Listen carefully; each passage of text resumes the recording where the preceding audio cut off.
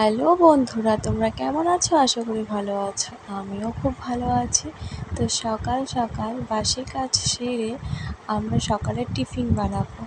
তোমরা তো জানোই ননদের জামাই এসছে, তার মধ্যেও সকালবেলা রুটিটাই ভালোবাসে তোমাদের দাদাভাই।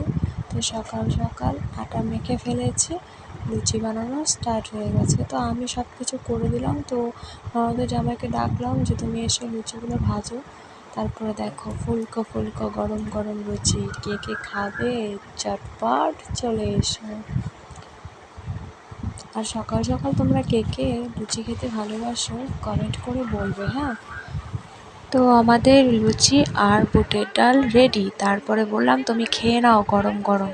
তো এখানে আমার ভাগনা, আমার ছেলে দেখো ওদিকে দাঁড়িয়ে আছে, ওরা খেতে বসে গেছে, খাচ্ছে আর বলছে সেই টেস্ট। তারপরে এদিকে আমিও বসে পড়েছি খেতে। আর এখানে আমার শাশুড়ি মা, ওরা সবাই গল্প করছিল আর আমি বসে বসে খাচ্ছিলাম। আমি কিন্তু বন্ধুরা বেশি একটা খেতে পারি না, দেখতেই পাচ্ছ। টাটা।